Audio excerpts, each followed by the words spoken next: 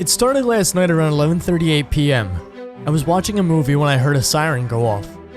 I got up and closed the blinds and got my cat, Moira, into the basement, and I was about to go down when I heard the TV alert begin to play.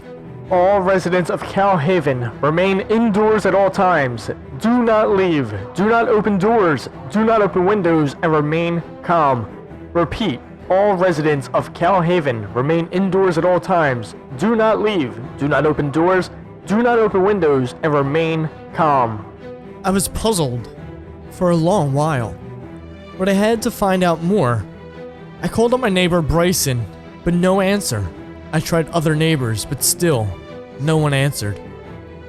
I opened the blinds to see what was going on. I saw a window busted open across the street, lights still on in the house, and I thought I saw someone run out of the house and make it to another house. I shut the blinds and made sure everything was locked. I then brought all the food I could carry that wasn't perishable, cat food for Moira, and a radio. I had the house ready for anything. I even had my shotgun with me. I figured that people would attempt to break in, so I was prepared to shoot whoever walked in. I went to sleep shortly after. That sleep didn't last long at all, as I was awakened by a loud thud coming from outside. I jumped up and loaded my shotgun. I then began to go upstairs when I heard Moira hiss. She never hisses. But I couldn't tell why she hissed now. Suddenly the thudding noise was closer, and then I heard it. A crash that startled Moira, who hid in the bathroom. I could hear it walk around. It sounded big. It could be a bipedal, or something as it walked, as no one expects a big creature to walk on all two legs. I listened and then heard it huff and snarl. I was terrified. Even if this thing busted down the door, would the gun be enough to stop it? Then the siren blasted, and the creature stormed out of the house. I got the idea to run up the stairs and assess the damage. The door was off its hinges, and claw marks all over the floor from the front to the kitchen. I noticed some random things out of place. My coffee pot was on the table. My microwave door was open. The fridge was wide open, and my picture of my girlfriend, it was broken.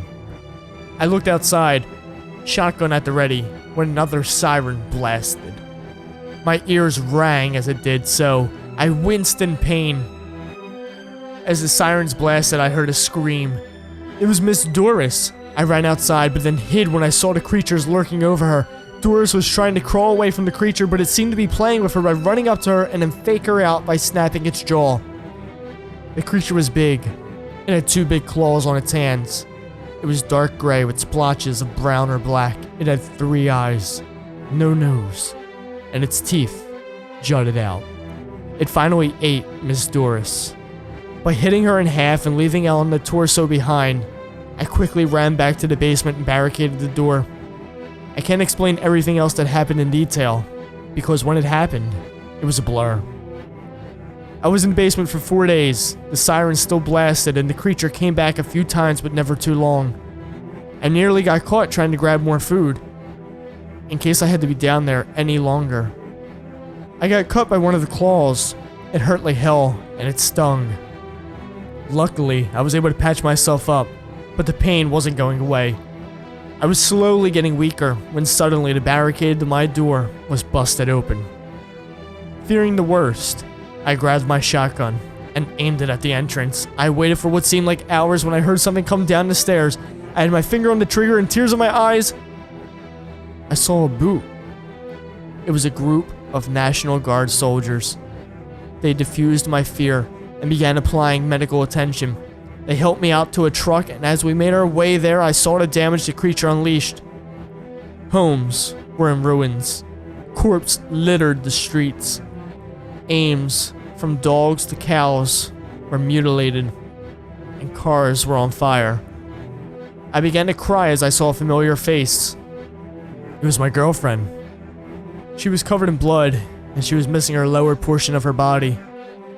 I don't know how long she had been there, but I didn't want to know.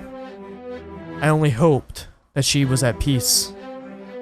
One soldier got Moira for me, and I thanked him, but remained silent as more sirens blasted as we sped away from my home, away from what would have been my tomb.